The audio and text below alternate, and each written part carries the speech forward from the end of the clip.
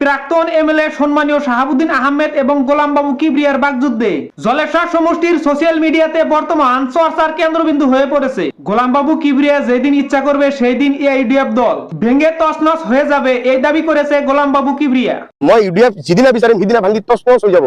মই মোক এইবিলাক কৰাব কাৰণে বাধ্য নকৰাব। কারণ বর্তমান ইউডিএফ দলের সকল নেতাকর্মী বর্তমান গোলাম বাবু কিবরিয়ার সাথে আছে, এই দাবি করেছে গোলাম বাবু কিবরিয়া নিজে। ইউডিএফৰ গোটেই মানুহখিনি মোৰ, আপুনি গোটেই ঘূৰি চাওক, গোটেই মানুহখিনি মোৰ। প্রাক্তন এমএলএ সম্মানীয় শাহাবুদ্দিন আহমেদ সাহেব রাইজের দলে যোগদান করা শিক্ষিত যুবকদেরকে সমালোচনা করেছিল।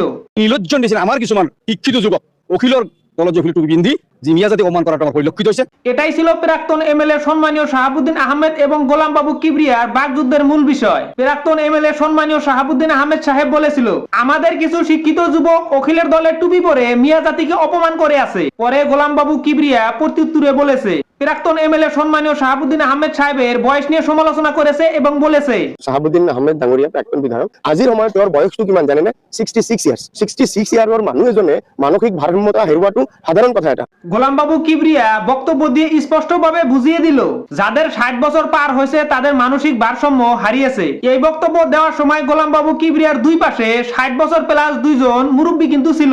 গোলাম বাবু কিবরিয়া এই বক্তব্য দিয়ে বুঝাতে চায় নাকি 60 বছর পার হওয়া সব মুরব্বীদের মানসিক ভারসাম্য হারিয়েছে? আমি মনে করি গোলাম বাবু কিবরিয়া এই বক্তব্য দিয়ে সমষ্টির সব 60 বছর পার হওয়া মুরব্বীদেরকে অপমান করেছে এবং তুচ্ছ তাচ্ছিল্য করেছে। গোলাম বাবু কিবরিয়া মনে হয় জানে না আমাদের দেশের মাননীয় প্রধানমন্ত্রী, মাননীয় গৃহমন্ত্রী, মাননীয় প্রতিরক্ষা মন্ত্রীর বয়স 60 বছর পার হয়েছে এবং ভারতবর্ষের বেশিরভাগ রাজ্যের মুখ্যমন্ত্রীর বয়স 60 বছর পার হয়েছে। উনারা সবাই দক্ষতার বলে দেশ এবং রাজ্য সুন্দরভাবে পরিচালনা করে আছে। গোলাম বাবু কিবরিয়ার মতে তাদের সবারই কি মানসিক ভারসাম্য হারিয়েছে নাকি? আমার এই প্রশ্ন গোলাম বাবু কিবরিয়া সাহেবের কাছে রইল।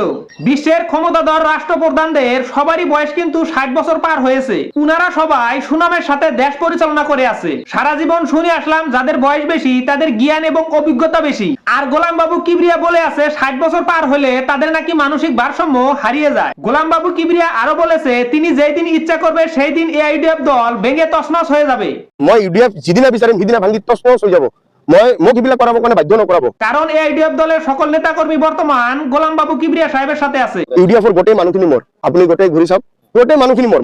আমরাও অপেক্ষায় রইলাম ইউডিএফ দল পরবর্তীতে ভেঙে তছনছ হয় কিনা গোলাম বাবু কিবরিয়া সাহেবের নেতৃত্বে, নাকি নির্বাচনের সময় গোলাম বাবু কিবরিয়ার সমর্থনকারীরা ইউডিএফ দলে শামিল হয়। এই দৃশ্য দেখার জন্য আমাদের সবারই নির্বাচন পর্যন্ত অপেক্ষা করা লাগবে। আমার এই ভিডিওটি আপনাদের কাছে কেমন লাগলো অবশ্যই কমেন্ট করে জানাবেন আপনাদের মহামূল্যবান মতামত। যদি ভিডিওটি আপনাদের কাছে ভালো লেগে থাকে তাহলে শেয়ারের মাধ্যমে আপনাদের অন্যান্য বন্ধুদের দেখার সুযোগ করে দিন। আপনাদের সবাইকে ধন্যবাদ এতক্ষণ কষ্ট করে আমার এই ভিডিওটি দেখার জন্য। আপনারা সবাই ভালো থাকুন এবং সুস্থ থাকুন এই কামনা করি মহান আল্লাহ তাবারক তাআলার কাছে। আসসালামু আলাইকুম।